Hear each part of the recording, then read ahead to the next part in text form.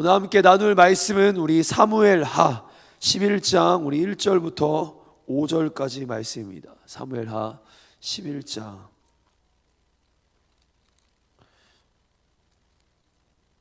1절부터 5절까지 말씀입니다.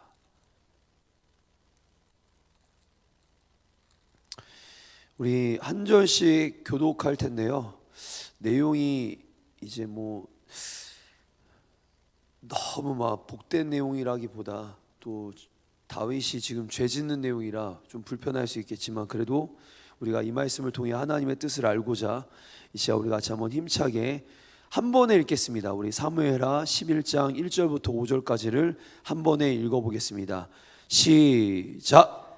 그 해가 돌아와 왕들이 출전할 때가 되매 다윗이 요압과 그에게 있는 그의 부하들과 온 이스라엘 군대를 보내니 그들이 암몬 자손을 멸하고 에워쌌고 다윗은 예루살렘에 그대로 있더라. 저녁 때에 다윗이 그의 침상에서 일어나 왕궁 옥상에서 거닐다가 그곳에서 보니 한 여인이 목욕을 하는데 심히 아름다워 보이는지라. 다윗이 사람을 보내 그 여인을 알아보게 하였더니 그가 아뢰되 그는 엘리암의 딸이요 햇사람 우리아의 아내 밧세바가 아니니까 하니, 다윗이 전령을 보내어 그 여자를 자기에게로 데려오게 하고 그 여자가 그 부정함을 깨끗하게 하였으므로 더불어 동침하매 그 여자가 자기 집으로 돌아가니라. 그 여인이 임신함에 사람을 보내 다윗에게 말하여 이르되 내가 임신하였나이다 하니라. 아멘. 할렐루야. 아멘. 할렐루야. 우리 옆 사람과 한번 이렇게 인사해 보겠습니다. 하나님이 당신과 함께 하십니다. 하나님이 당신과 함께 하십니다. 네, 우리 선교 이후에 또 수련회 이후에 이렇게 또 새벽 제단을 깨우는 우리 사랑하는 청년들과 성도님들 한 분 한 분 모두를 진심으로 축복합니다. 우리 하루의 첫 시간을 주님께 올려드리는 우리 새벽 제단입니다. 여러분, 새벽 제단은 진짜 귀한 자리예요. 모든 응답과 기적은, 성경의 기적과 응답은 다 새벽으로부터 시작합니다. 여러분, 이 자리를 사수하시고 이 자리를 통해 우리의 각자의 모든 삶에 하나님의 기적 같은 역사들이 일어나기를 도전하고 축복합니다. 아멘. 이 시간 우리 하나님의 성호를 높여드립니다. 우리 아멘으로 힘차게 화답하며 나아가겠습니다. 하나님은 역사의 주인이 되십니다. 아멘. 하나님은 우리 인생의 주인이 되십니다. 아멘. 하나님, 오늘 우리의 예배 가운데 함께 하시며 말씀하시는 하나님이신 줄 믿습니다. 아멘. 또한 하나님은 우리의 기도에 응답하시는 하나님이신 줄 믿습니다. 아멘. 그 하나님께서 오늘 우리를 불꽃 같은 눈동자로 우리를 주목하고 계시는 줄도 믿습니다. 아멘. 우리 옆 사람과 한 번 더 인사해 보겠습니다. 하나님은 당신을 지켜보고 계십니다. 시작. 하나님은 당신을 지켜보고 계십니다. 여러분, 하나님이 우리를 지켜보고 계십니다. 아멘. 여러분, 어떻게 지켜보실까요? 우리를 불꽃 같은 눈동자로 한치의 오차도 없이 모든 걸 다 관찰하고 계세요. 우리 그 하나님의 오늘 이야기를 여러분들과 함께 나누려고 합니다. 우리는 지금 사무엘하의 말씀을 살펴보고 있습니다. 오늘 설교 제목은 완벽한 사람은 없다, 완벽한 사람은 없다라는 제목으로 우리 사무엘하 11장의 말씀을 함께 나누도록 하겠습니다. 이스라엘의 왕 다윗입니다. 유다의 왕이 아니라 이제 이스라엘의 왕 다윗입니다. 하나님은 그를 사랑하셨고 다윗도 하나님을 너무나도 사랑했습니다. 다윗은 하나님 앞에 선 너무나 훌륭한 예배자였습니다. 그리고 다윗은 하나님께 매 순간 기도하는 기도의 사람이었습니다. 무엇보다도 하나님의 음성에 순종할 수 있는 충성된 종이었습니다. 성경은 이런 다윗을 향해서 사도행전 말씀을 보면 뭐라고 하냐면 다윗을 하나님의 마음에 합한 자라고 표현합니다. 여러분, 바로 어찌 보면 성경에서 이만한 신앙인이 있을까, 이렇게 완벽한 신앙이, 완벽한 사람이 있을까 할 정도로 다윗은 참으로 인정받는 사람입니다. 여러분, 이스라엘 국기 아시죠? 이스라엘 국기가 하얀색과 파란색으로 되는데 이렇게 네모난 국기에 이렇게 별이 하나 있어요. 그 별의 이름을 다윗의 별이라고 합니다. 그만큼 다윗은 오늘날 이스라엘 나라 안에서도 또한 성경 인물 전체에서도 가장 위대한 하나님의 사람이라고 꼭 뽑힘받는 사람입니다. 그런데 이런 다윗도, 정말 이렇게 완전한 사람 같은 다윗도 사무엘하 11장에서 완벽하지 못한 모습을 보여줍니다. 여러분, 참고로 몇 번 말씀을 드릴게요. 왜냐하면 이 내용은 필요한 내용이니까. 다윗이 사무엘상 이제 중간쯤에 17장 전부터 등장을 해서 이렇게 계속 상승 곡선을 그려가요. 그가 성장하고 하나님과 동행하고 하나님의 복의 통로가 되고 또한 그가 왕이 되고 성장하다가 사무엘하 11장을 기점으로 이렇게 내려가기 시작합니다. 참고로 사무엘 상하는 한 권의 성경입니다. 나눠져 있는 게 성경이 아니라 한 권의 성경이 너무 분량이 많아서 지금 분리해놨지만, 이 성경에서 보면 계속 다윗이 올라가다가 오늘 본문을 기점으로 다윗이 점점 하락 곡선을 그려갑니다. 그의 이름이 등장하지 않기 시작해요. 더 많이 등장하지 않고 그의 역사와 기적들이 등장하지 않아요. 그만큼 사무엘하 11장의 내용은 성경 속에서 되게 중요한 내용입니다. 오늘 여러분들과 이 얘기를 조금 나눠보고자 합니다. 당시 이스라엘의 상황을 조금 말씀드리겠습니다. 이스라엘의 군대 장관 요압과 이스라엘의 군대는 지금 아람 땅을, 아람 군사들을 쳐부수고 그들의 수도를 에워싸는 장면이 나옵니다. 그게 바로 1절 말씀인데요. 무슨 말이냐? 지금 이스라엘 군대는 현재 전쟁을 치르고 있다라는 겁니다. 전쟁 중이었어요. 그 시기 여러분, 전쟁 중에 이 나라를 대표하는 왕 다윗은 무엇을 하고 있었을까요? 원래 고대 사회에, 이 정도 사회에, 지금 이스라엘 시대에 당시 사회라면 당시의 왕들은 전쟁 중에, 여러분 아실 거예요. 브레이브하트라는 영화를 보면 당시에 전쟁할 때마다 리더나 대장과 왕들은 가장 앞서서 싸우는 겁니다. 근데 지금 다윗이 원래 매일같이 앞서 싸웠던 다윗이 특이한 모습을 하나 보여줘요. 우리 한번 2절과 3절 말씀을 함께 우리 같이 한번 읽어보도록 하겠습니다. 같이 한번 읽습니다. 시작. 저녁 때에 다윗이 그 침상에서 일어나 왕궁 옥상에서 거닐다가 그곳에서 보니 한 여인이 목욕을 하는데 심히 아름다워 보이는지라 다윗이 사람을 보내 그 여인을 알아보게 하였더니. 여러분 말씀 한번 띄워주시고 성경 한번 잠깐 찾아보세요. 1절 말씀 한번 봐보세요. 1절에 보면 전쟁 중인 상황이 나와요. 1절에 전쟁 중인 상황이 나옵니다. 아람 군대와 아람과 지금 이스라엘의 전쟁 대치 상황이에요. 근데 2절에 이렇게 나오는 거예요. 다윗이 그의 침상에서 있다가 왕궁 옥상을 거니고 있습니다. 전쟁 중에 왕이 분명 자신의 군대가 전쟁 중인 상황임을 아는데도 다윗은 전쟁터에 나가 지금 부하들과 함께 싸우지도 않을 뿐더러, 아니면 그가 기도하는 사람이었으니 그가 지금 자신의 군대를 놓고 기도하고 있어야 될 상황인데 오히려 그는 예루살렘 성에서 지금 여유를 부리며 왕궁 옥상을 거닐고 있습니다. 이 장면을 어느 신학자들은 이렇게 얘기하더라고요. 그가 나태하고 게으른 모습을 보이고 있다. 아마 왜 그랬을까 생각을 해봅니다. 이가 아둘람 굴과 광야를 쫓기던 시기였다면 그는 가장 먼저 나가 싸웠을 용사입니다. 근데 왜 다윗이 이런 행동을 했을까? 여러분 끊임없이 승리하고 있어요. 다윗이 나가서 전쟁만 하면 다 이기는 거예요. 원하는 걸 다 얻는 거예요. 자기가 하고 싶으면 다 할 수 있는 거예요. 왜냐하면 지금 이제 상황이 다 평안해요. 그때 다윗이 무너지기 시작했어요. 자기가 원하는 대로 다 되기 시작하고 자기가 왕으로 이제 모든 걸 이룰 만큼 다 이루니까 그때 자신의 신앙이 해이해지기 시작합니다.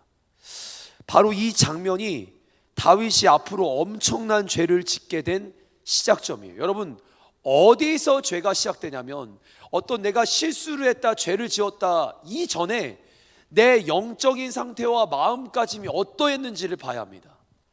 다윗은 지금 여유로웠고 편안했고 그 평안과 여유가 게으름과 나태함으로 이어지고, 그리고 자신은 모든 걸 할 수 있을 것 같고 자기는 내가 원하면 모든 걸 얻어낼 수 있을 것 같은 그 상황이 됐을 때 바로 그 지점이 그가 죄를 짓는 시점이었습니다.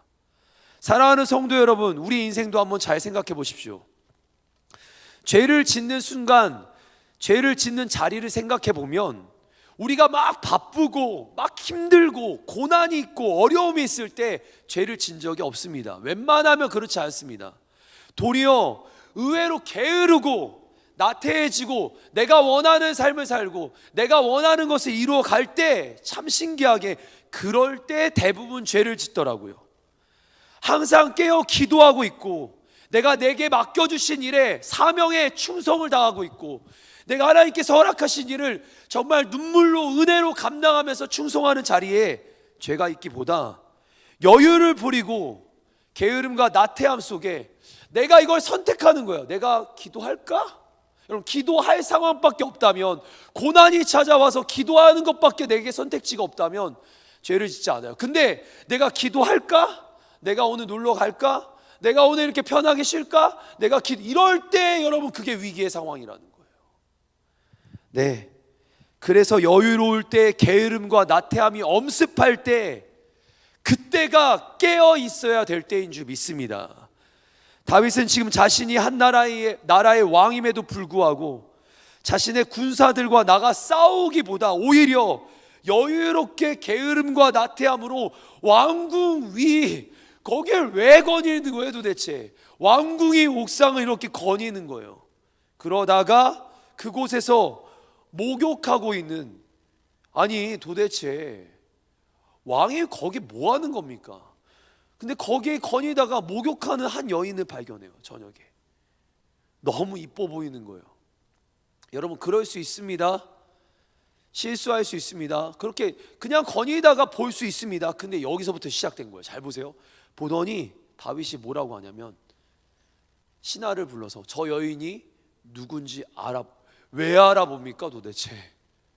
지금 와이프가 몇 명인데, 다윗이 와이프가 몇 명인데요. 근데 알아보라고 하는 거예요. 가서 알아봐라. 알아봤더니 신하가 얘기합니다. 왕이시여, 저 여인은 밧세바라는 여인인데 저 여인은 우리야 장군, 우리야 장교의 아내가 됩니다. 여러분, 무슨 말이에요? 유부녀라는 거예요. 유부녀라는 거예요. 유부녀를 뭐라고 하냐면 다윗이 신하에게 이렇게 말합니다.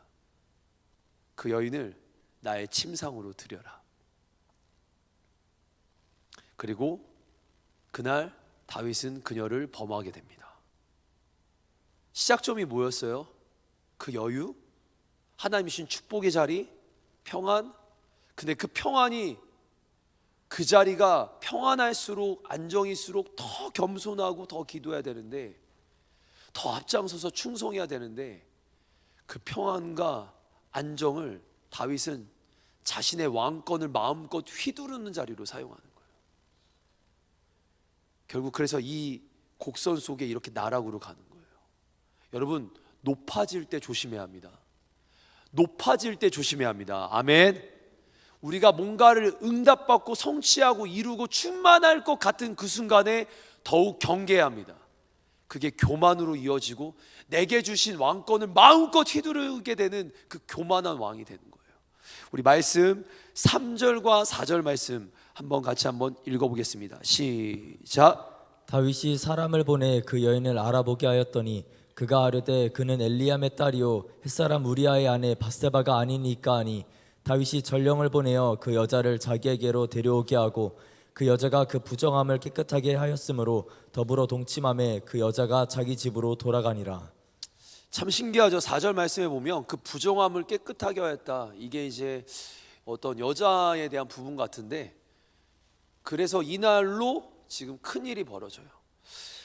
다윗은 분명 그날 그 아름다운 여인 밧세바가 우리야 장군의 아내인 것을 알았습니다. 유부녀인 걸 알았습니다. 여러분, 유부녀인 거 알았어요. 무슨 말입니까? 범하면 안 된다라는 걸 알았습니다. 그런데도 범합니다. 죄인 걸 아는데도 범합니다. 우리가 아는 다윗이에요. 다윗. 그 다윗이 죄인 걸 아는데도 범합니다. 정욕을 절제하지 못했던 것 같아요. 근데 그것보다 더 문제는 자신이 왕이라고 하는데, 한 나라의 왕인데 그 왕이 자기가 가지고 싶다고 마음껏 왕의 권력을 휘두르고 있는 거예요. 교만한 마음, 겁 없이, 하나님 앞에서 겁 없이 범죄를 저지르고 있습니다. 사랑하는 성도 여러분, 잘 아셔야 합니다. 창세기에서 이와 유사한 사건이 있었습니다. 조금은 결이 다르지만 유사한 사건이 있습니다. 요셉이라는 한 사람이 보디발 장군의 아내로부터 유혹을 받아요. 이게 조금 상황은 다르지만 유혹을 받을 때 그가 어떻게 하냐, 하나님 앞에서 범죄하지 않기 위해 자리를 뜹니다. 하나님 앞에서 범죄하지 않기 위해 자리를 뜹니다. 근데 다윗은 하나님 앞에서 분명히 죄인 줄 아는데 버젓이 범죄합니다. 다윗의 믿음 정도라면 벗어났어야 했습니다. 기도하는 다윗이었다면 그 자리를 벗어났어야 했습니다. 범죄하지 않으려면 그 자리를 떠났어야 했습니다. 범죄의 상황에서 나왔어야 했습니다. 그 자리에 계속 있으면 범죄하는 걸 알았기 때문에 벗어났어야 했습니다. 다윗은 그 자리에 떠나야 함을 알았지만 그 자리에 머물러, 여러분 죄된 자리에 오늘도 계신다면 그 자리를 떠나십시오. 내가 죄인 줄 아는데 죄를 짓고 있는 건 용서받지 못하는 거예요. 꺾이는 거예요. 이게 가다가 상승곡선에 사무엘하 11장을 근거로 다윗은 완전히 꺾이는 거예요. 여러분 죄인 줄 아는데 죄를 짓는 건 진짜 심각한 겁니다.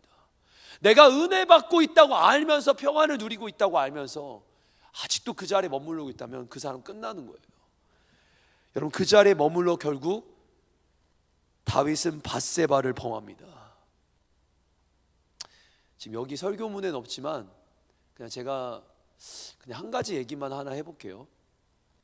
오늘날 한국교회 안에 크게 문제되는 사건 중에 하나가 바로 성적인 사건입니다. 제가 존경하는 이찬수 목사님도 강단에서 뭐라고 말씀하시냐면 자주 말씀하세요. 성가대가 성적 범죄의 현장의 중심에 있다. 가장 친하니까, 가장 자주 만나니까, 자주 노래하니까. 그래서 이찬수 목사님 그런 얘기를 하더라고요. 자매들이 성가대 막 그 집사님들이, 권사님들이 성가대 그거 막 들고 갈 때 형제님 집사님들 도와주지 마세요. 도와주면서 정분납니다. 저는 한국교회가 거룩해야 된다고 생각합니다. 아닌 건 아닌 거예요. 아닌 거를 적절한 타협으로 놔두면 안 됩니다. 교회 안에 성적인 범죄들 우리 한마째 교회는 없지만 그런 유혹들이 진짜 많습니다. 왜냐하면 교회를 무너뜨리면 다 무너뜨리는 거예요. 여러분 깨어 있어야 합니다.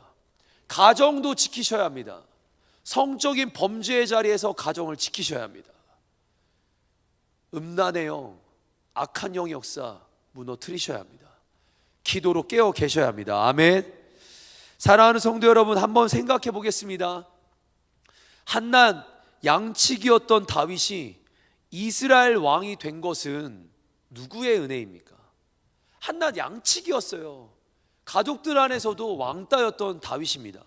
그가 어떻게 왕이 되었습니까? 다윗이 잘나서 왕이 된 게 아닙니다. 하나님의 은혜로 왕이 된 겁니다. 왕이 되고서, 그가 왕이 되고서도 끊임없이 전쟁에 나갈 때마다 승리합니다. 누구의 도움입니까? 하나님의 도움입니다. 당연히 하나님입니다. 그런데 다윗은 그 순간만큼 하나님을 두려워하지 않습니다. 자기가 왕이 된 것도, 왕 이후에 그가 하나님의 사람으로 날마다 승리하게 된 것도 다 하나님 때문인데 그는 그 하나님을 두려워하지 않습니다. 범죄한 사람의 모습, 하나님을 왕이다라고 말은 하지만 진짜 하나님을 왕으로 두려워하지 않습니다. 하나님이 하나님 되심을, 주가 주 되심을 정말 두려워하지 않습니다. 여러분 성경에서 하나님을 사랑하라고 말하면서 또 하나가 있어요. 하나님을 경외하는 거예요. 두려워하는 겁니다.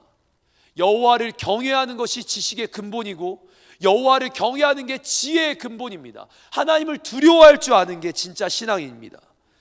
하나님이 오늘 우리를 불꽃 같은 눈동자로, 눈길로 나와 우리를 지켜보고 계심을 여러분 잊어서는 안 됩니다. 높아지고 부유해질수록 교만해지시면 안 되고 하나님을 더욱 경외하는 신앙이 되어야 될 줄 믿습니다. 높아지고 잘 나갈수록 자신의 정욕대로 사는 게 아니라 하나님의 말씀대로 살아야 될 줄 믿습니다. 할렐루야. 다윗이 지금 밧세바를 범했어요. 여러분 그날에 다윗의 마음은 이랬습니다. 완벽하다. 내가 아무도 내 죄를 모를 거야. 그리고 다윗이 이 상황을 아는 신하 몇 명의 입을 딱 막고 자신은 완벽 범죄라고 생각했습니다. 그런데 문제가 생기죠. 우리 사무엘하 11장 5절 말씀 같이 한번 읽어보도록 하겠습니다. 시작. 그런데 밧세바가 임신을 했습니다. 밧세바는 다윗에게 임신을 했다는 사실을 알렸습니다. 지금 숨길 수 없는 문제가 생겨요. 바로 밧세바가 임신을 했다라는 겁니다. 범죄가 이제 숨겨지지 않은 거예요. 증거가 남았고 문제가 남았어요. 그래서 다윗은 어떻게든 자신의 이 죄를, 범죄를, 이 불륜을 은폐하고자 머리를 씁니다. 아니, 죄를 지면 기도하던 게 다윗인데 죄를 지은 다윗이 무슨 짓을 하냐면 자기 죄를 덮으려고, 은폐하려고 머리를 씁니다. 그리고는 지금 군대에서 전쟁 중인 전장에 있던 우리아를 불러드립니다. 참고로 여러분 기억하실 게 우리아라는 이 사람은 굉장히 충성된 종이었어요. 그 우리아를 불러드려요. 그리고 우리아를 이렇게 칭찬해 줍니다. 아, 당신은 전쟁의 영웅이다. 참 대단한 사람이다. 당신 때문에 이스라엘에 있는 거다. 여러분 수많은 장군들이 있을 텐데, 수많은 이들이 있을 텐데 우리아만 뽑아서 온 거예요. 우리아도 얼떨떨합니다. 근데 다윗이 많이 인정해 주는 거예요. 밥을 먹입니다. 막 왕궁에서 같이 식사하고 나누고 교제합니다. 그리고 이렇게 말해요. 오늘 밤에 당신이 집에 가서 아내와 함께 시간을 보내십시오. 다윗의 머리에서 짜낸 계략이 바로 이거였어요. 잘 먹이고 잘 축복해서 집에 가서 아내와 동침하게 만들려고 한 거예요. 우리아를 그렇게 존중하고 섬겼다기보다 어떻게든 죄를 은폐하려고 이렇게 다윗이 섬겼는데 이 간교한 계략이 단 하나 때문에 어그러집니다. 뭔지 아세요? 우리아의 충성심이에요. 계략은 완벽한 것 같은데 우리아가 너무 충성된 종이었던 거예요. 우리아가 그렇게 왕에게 대접을 받고 칭찬을 받고 인정을 받으니까 그가 나와요. 나오는 길에 집으로 가려다가 왕궁을 나오는 딱 길에 생각이 듭니다. 지금 나와 함께하는 나의 동료들은 지금도 전쟁터에서 지금 생사가 오고 가는 상황인데 내가 어떻게 집에 가서 쉴 수 있겠는가? 지금 내가 이런 나 부족한 나를 왕이 인정해 주는데 내가 어떻게 집에서 쉴 수 있겠는가? 그리고 그날 그는 왕궁 성벽 앞에서 밤을 지새우며 다윗을 지킵니다. 다윗을 지켜요. 집으로 가지 않아요. 다윗이 이 얘기를 듣습니다. 안 되겠다 해가지고 다시 불러드려요. 여러분 그게 지금 다윗의 모습이에요. 여러분 잘 한번 보세요. 다윗은 지금도 끊임없이 어떻게든 죄를 숨기기 위해, 죄를 감추기 위해 노력하는데 누군가는 충성스럽게 하나님 나라를 위해서 쓰임받고 있는 거예요. 다윗의 이야기를 조금 더 해보겠습니다. 우리는 때론 우리 자신이 죄를 저지르고 나서 그 죄를, 실수를, 문제를, 상황을 내 탓인데, 내가 문제가 있어서 그런 일이 벌어지고 내가 문제가 있어서 그런 행동을 한 건데 그걸 꼭 다른 사람 탓합니다. 저 사람 때문에 내가 그런 거야. 저 사람 때문에 내가 여기 있는 거야. 저 사람 때문에. 이런 거 있잖아요. 수련회나 선교를 가고 나면 대부분 다 많은 은혜들이 있지만 꼭 어떤 지체들은 은혜가 안 될 때도 있어요. 은혜가 안 되면 그거는 상황 탓이 아닙니다. 왜냐하면 잘 보세요. 모두가 은혜 받고 있는데 그 자리에 내가 은혜 받지 못한 거, 그건 누구를 탓할 게 아니라 나인데 꼭 그러고 나면 이 죄인의 습성이 남을 탓합니다. 이렇게 남을 탓하는 거예요. 여러분 한번 잘 기억해 보세요. 우리의 인류의 조상인 아담, 죄를 짓고 났을 때 선악과를 먹은 건 아담인데 아담이 스스로의 죄를 인정했어야 되는데, 회개했어야 되는데 그가 하와를 탓합니다. 여러분 아담과 하와의 아들이 누구예요? 가인이잖아요. 가인이 예배하고 제사하고 났을 때, 그가 죄를 짓고 났을 때 그가 하나님이 딱 나타나서 가인아 아벨이 어디 있느냐 물으셨을 때 하나님 제가 성질을 못 이기고 제가 실수했습니다, 이 말을 하면 되는데 가인이 뭐라고 하냐면, 제가 동생을 지키는 자입니까? 남을 탓해요. 하나님을 탓해요.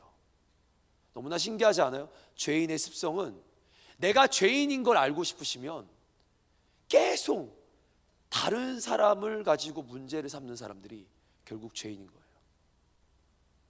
문제는 내 안에 있는 겁니다. 죄가 도사리고 있는 건 내 중심이에요.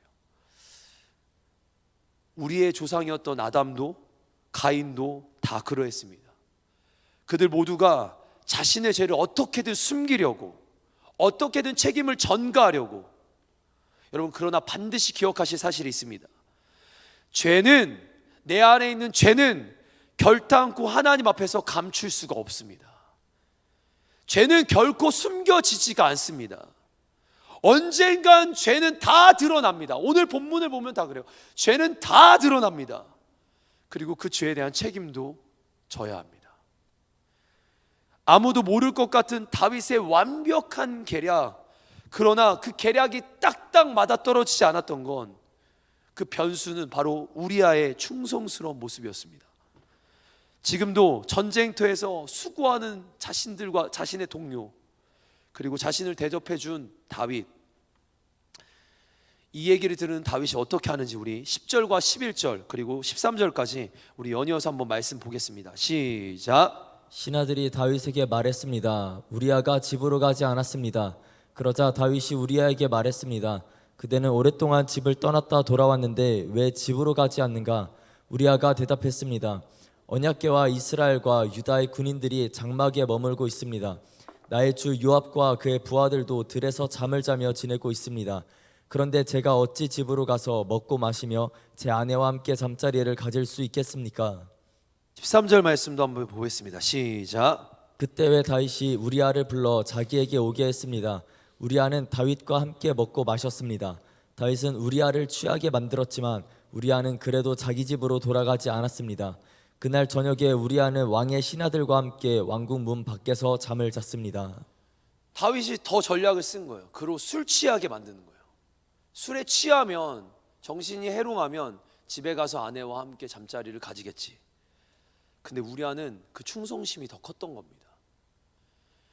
우리아가 어떻게든 집에 가서 잠자리를 해야 이 계략이, 이 간교한 계략이 완성이 되는데, 이제 우리아가 절대 그렇게 행동하지 않는 거예요. 다윗은 초강수를 둡니다. 지금 우리아, 여러분, 우리아의 손에, 이제 다시 우리아가 그런 마음을 가진 걸 알고, 전쟁터로 돌아가길 원하는 우리아의 마음을 알고 우리아의 손에 편지 한 통을 딱 집어 던져보내요. 그 편지를 가지고 우리아는 군대 장관인 요압에게 갖다 줍니다. 근데 여러분, 이 편지의 내용이 뭔지 아세요? 요압이여, 지금 전쟁터로 나가서 전쟁을 치르는데 전쟁 중간에 모든 군사와 당신과 모든 군사는 다 뒤로 빠지고 우리아만 남겨놓으십시오. 이게 뭔 말이에요 이게요? 우리아를 죽이라는 거예요. 전쟁에 가서 모든 군사를 다 뒤로 빼고 우리아만 남겨놓고 다 뒤로 빠지라는 거예요. 다윗이 뭐 하고 있는 겁니까? 살인 교사를 하고 있는 겁니다. 아니, 우리가 아는 다윗이에요. 여러분, 우리가 아는 골리앗을 때려잡은 다윗. 다윗이 스스로 지금 교만하고 게으름과 나태함으로 무너졌던 그 첫 번째 시점을 잘 보셔야 합니다. 어마어마한 죄, 살인 교사까지 저지르고 있는 죄.